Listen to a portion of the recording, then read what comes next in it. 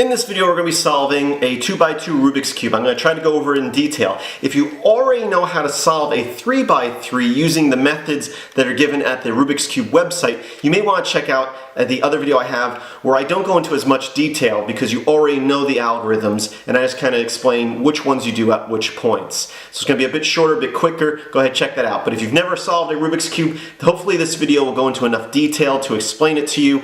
Don't give up. You should be able to solve it following these instructions and just practice over and over again, and eventually you'll get it, and you should be able to solve a 2x2 in under a minute once you learn how to.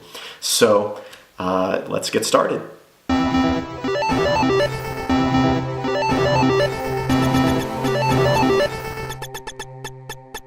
Hello, in this video I'm going to show you how to solve a 2x2 Rubik's Cube, and I'm going to show you in a method that is uses some of the algorithms that use for a 3x3. I'm going to try to break them down.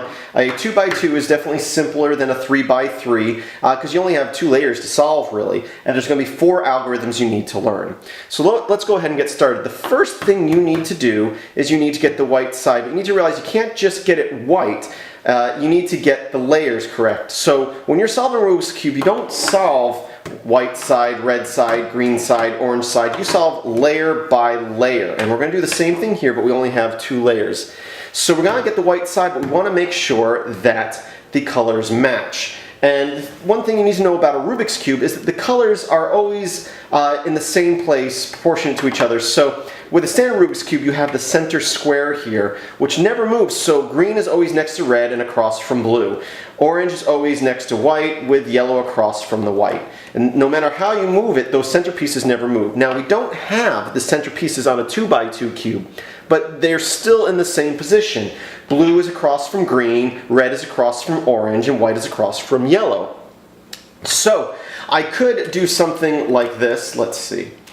I can put that there. I can put that there.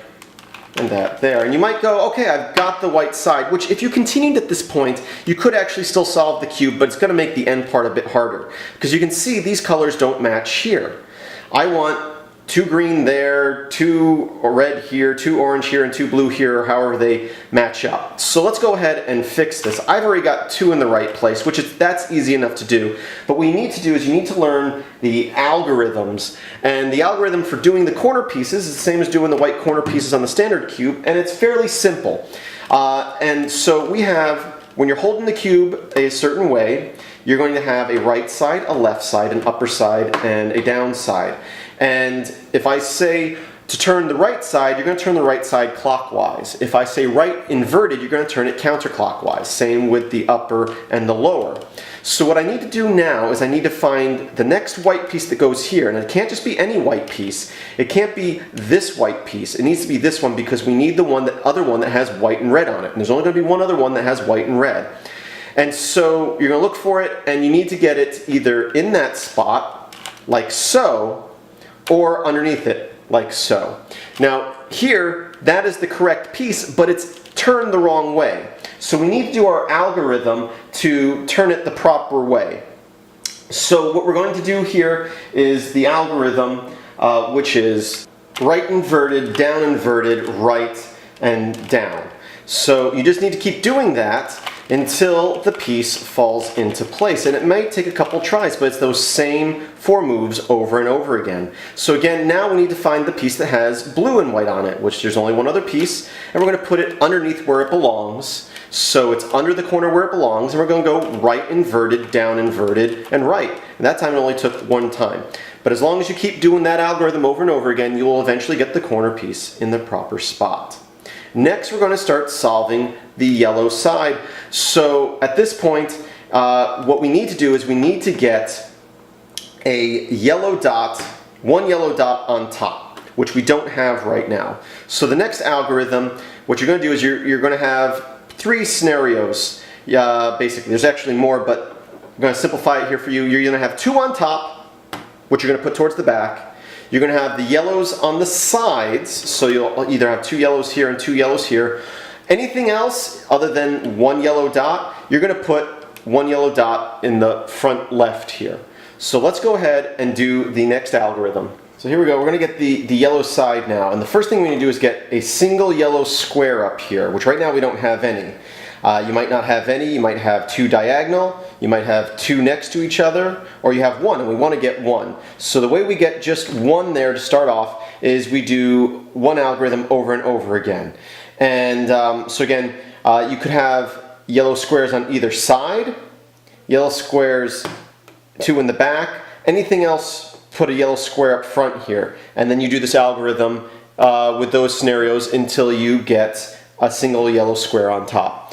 And so I'm going to say this because if I try to say it while I do it, I'm going to mess it up. But it's going to be front, right, top, right inverted, top inverted, front inverted.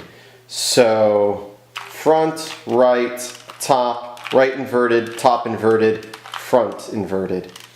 And so we didn't get it there, but now we have yellow on both sides, so put them on the sides. You don't want them on the fronts, you want them on the sides. We're going to go front, right, top, right inverted, top inverted, front inverted. Now we got two on top, we put those to the back. We're going to do front inverted, front, right, upper, right inverted, top inverted, front inverted. Again, we got diagonal, so we're just going to get a square up front here, just like we did when we had none. And we're going to go front, right, upper, right inverted, upper inverted, front inverted. So now we have one yellow corner piece on this side. And so looking at this side, we want to put it in the bottom left corner. And so what we're going to do now is we're going to do an algorithm which is right, upper, right inverted, upper, right, upper, upper, right inverted. And you might have to do that 2 times in a row, but again, it's right, upper, right inverted, upper, right, upper, upper, right inverted. And again, you'll either end up with a single yellow square again, in which case you put it in the bottom left corner and do it a second time, or you're going to get your yellow side. Once you have this, now you're going to be very close. You're going to have either one side solved, so it might be a different color, but here we have green. But what you need to do is get 2 corner pieces in the proper spot. So I have 2 corners in the proper spot right here, and that means I have one algorithm left to do. If you have it to where they're diagonal, to where one side matches, so we could say we could have the yellow, green, red here, and then over here we would have the yellow, orange, blue, and we do the same algorithm twice. And this is a longer algorithm, it's a little bit harder, but you only have to do it 1 to 2 times. And again, if you have one side solved, other than the yellow and white, one of the sides solved, you only have to do the algorithm once.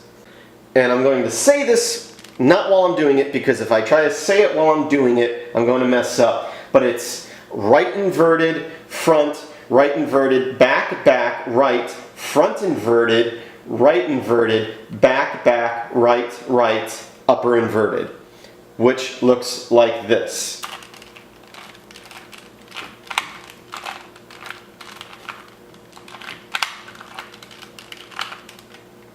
And there you go. You might have to turn the colors to match there at the end, but you have a solved cube. So again, that last algorithm is rather long. It's right inverted, front, right inverted, back, right, front inverted, back, back, right, right, upper inverted. And I'll try to remember to display that one on the screen because it definitely takes a lot. But once you learn how to solve it and you practice a little bit, it's not hard at all to do. And again, you should definitely be able to do it in under a minute. So that's it. I hope you enjoyed this video. I hope you visit my website, filmsbychris.com. That's Chris with a K. Check out the link in the description. And as always, I hope that you have a great day.